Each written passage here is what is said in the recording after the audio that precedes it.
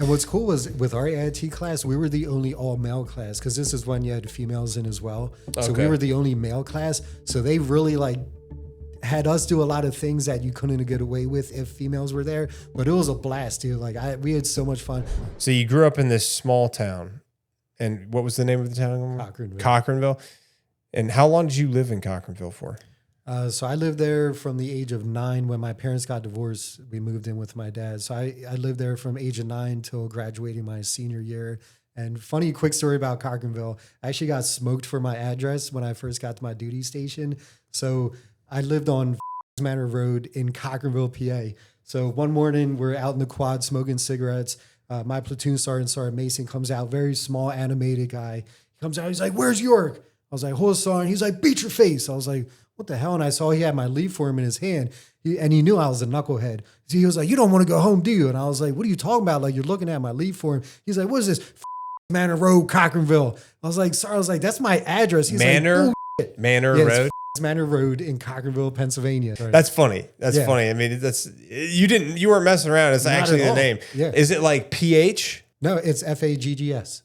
That's who came up with that? I have no idea. But at the end of my street, there's a Manor Church.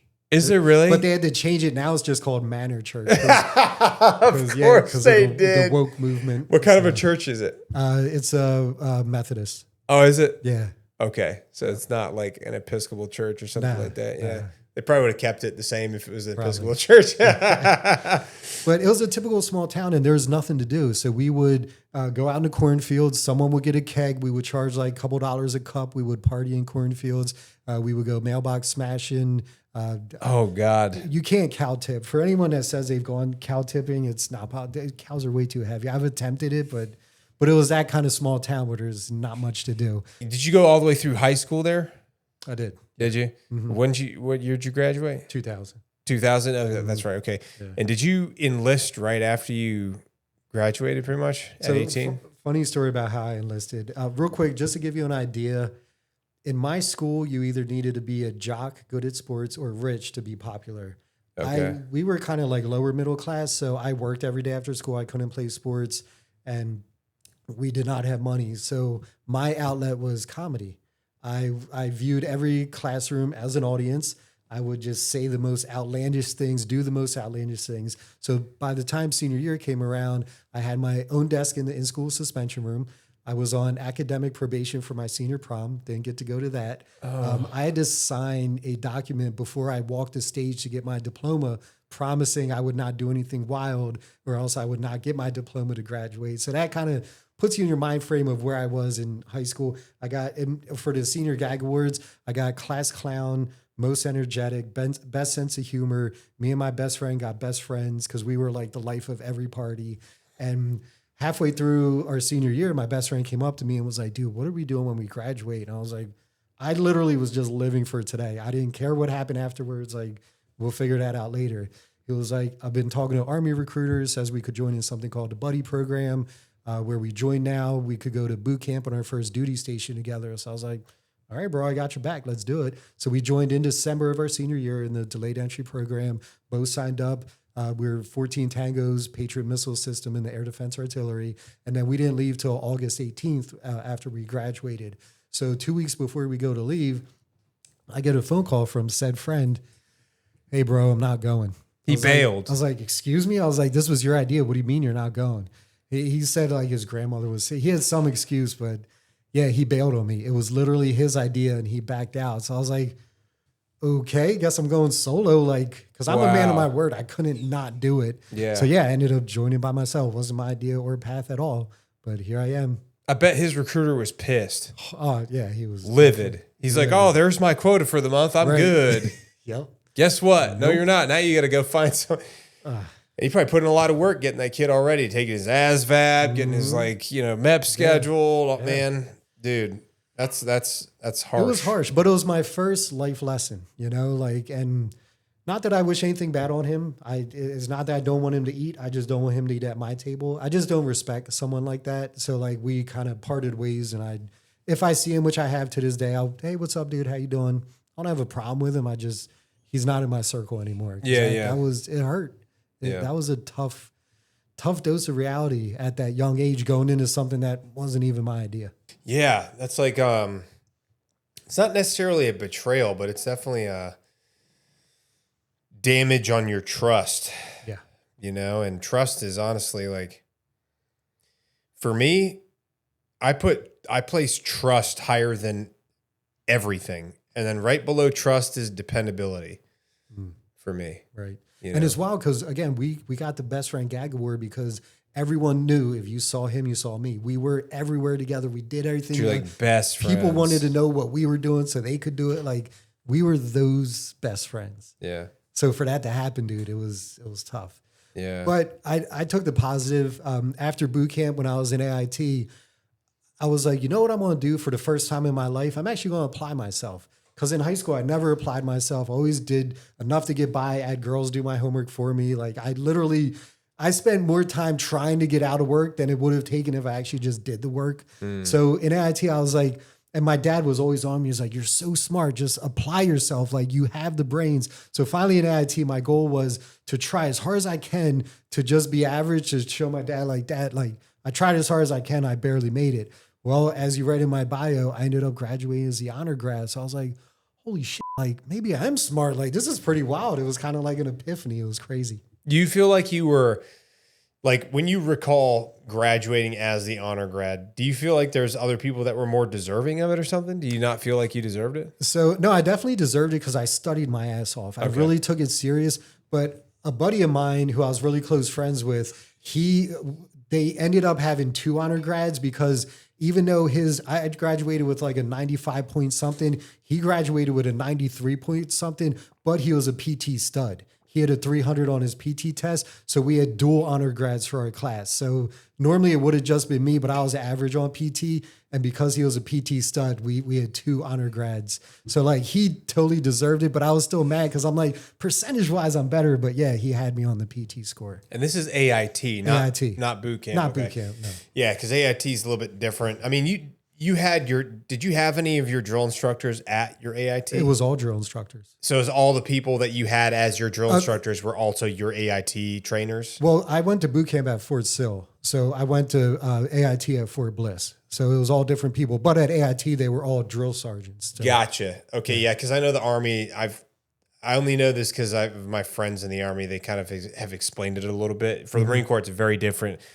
If you're a drill instructor, you stay doing drill instructor stuff. You're not teaching your MOS, which I do see why there would be some benefit to like being a drill sergeant and then maybe not calling it drill sergeant, but just like being a drill sergeant and then taking all those people that you just trained in basic training over to their job school and then teaching them their job school stuff, because then it's like you have to retain your MOS credibility. Right. And teaching classes about your MOS helps you retain that information. So it probably helps them when they're rotating back to regular conventional forces again, because then when they go back, it's not like they had stopped talking about their MOS for 4 years. Right. Whereas like drill instructors in the Marine Corps, when they go to become a drill instructor, you are just doing drill instructor stuff. You are not doing your MOS. In fact, you're stepping away from your MOS for 3 to 4 years. Wow. So when you get back to the fleet, You're like, you haven't done it in 3-4 years. It might be totally different. You might have corporals or PFCs that know more about the job than you do, you know, which is, that's a tough transition to make. But and what's cool was with our AIT class, we were the only all male class because this is when you had females in as well. So we were the only male class. So they really like had us do a lot of things that you couldn't get away with if females were there, but it was a blast, dude. Like we had so much fun. I remember when we were doing driver training to drive the truck, the HEMIT, heavy expanded mobility tactical truck, the 8-wheel vehicle where all 4 front wheels turn, because that's what pulled the Patriot missile.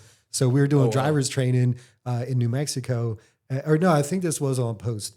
And it had like rained the day before, so it was super muddy. So after training, they had us go into these mud pits and do like front back goes and like flutter kicks. And by the time we got back to the barracks, head to toe. We were caked in mud. The people at the barracks are like, what the hell? Like, take all your shit off out. You're not bringing that in here. But it was a blast because they could do that to us because we were all male. But Yeah. they definitely beat on us, but it was fun.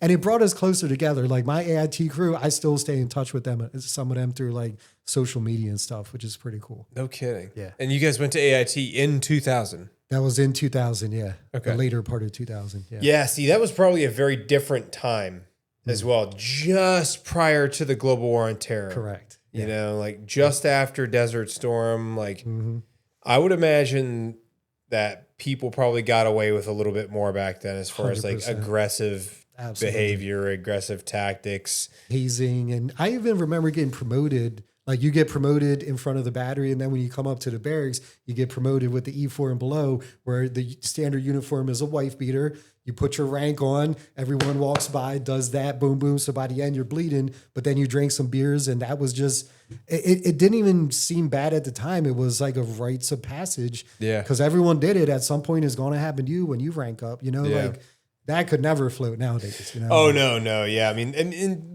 granted, like that's a whole nother can of worms. True. You know, that's a whole nother can of worms. Yeah. But yeah, there's a lot of things culturally that's just a lot different about the military now than it was before. There are some traditions and customs that I think are good and some that are probably good that they went away. I mean, I understand why some of these things went away because there's always somebody that takes it too far and then it's like it becomes a problem. But that's usually the reason why a lot of these things happen is because somebody did something stupid. You know?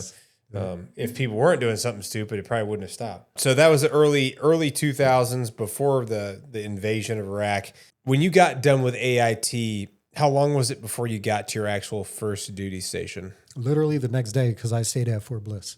Okay. So you were at your duty station. Correct. You were going through school. Yep. Wow. Yep. Okay.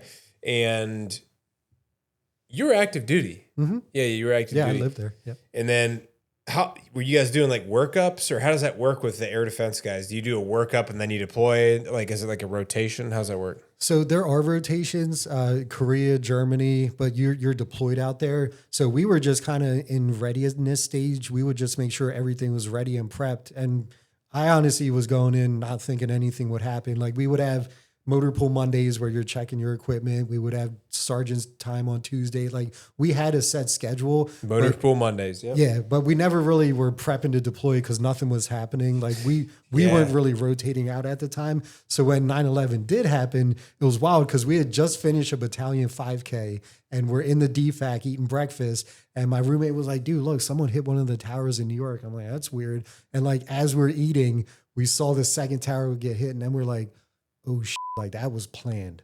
So yeah, and then the Fort Bliss got on lock. I'm getting phone calls from my family members. I was like, I don't know what's happening. We're on lockdown. That's all I know. Like it was a weird time because when you're in, people think because you're a soldier, you know what's going on. But you're like, that's the upper, you know, like we don't know what's happening. That's up here, dude. Yeah. I'm way down here. Exactly, dude. I'm like, yeah, I'm below E4. Like I wasn't even E4 yet. I think I was at E2 at the time because my military career went E1, E2, E3, E4, E2, E3, E4. So, but here's where like, this is when I knew I was an alcoholic because extra duty is every day after final formation, we had to go do site beautification somewhere for an extra 2 hours as our punishment. And on the weekends, on Saturday, we would have to go to like off-post housing and do site beautifications at their parks or common areas. So on the weekends, we would stop at the class 6, get something to eat, grab some Gatorades, and head out because we'd be out there for like 6, 8 hours. Well, when our like OIC or whoever was with us watching us would go out to the car, I would buy those little pony bottles of liquor that they had right next to the cash register, put them in my cargo pocket. It's about airplane bottles, right? Yeah. Yep. So then when we would get on site, I'd grab a weed whacker and I'd go, hey, Sarge, I'm going to start down there and work my way back. He was like, oh. So I would go down there, pound my shit, hide it, and then just weed whack. And so here I am being drunk on duty while in trouble for drunk on duty. Like that's when I knew I had a problem. Like that's just, that's not good. Wow. And I never got caught, luckily. Like I just. Yeah, you're lucky because if you were drunk on duty while you were doing duty for being drunk on duty. I'd be gone. Yeah. Yeah, that would have been it could have been rough.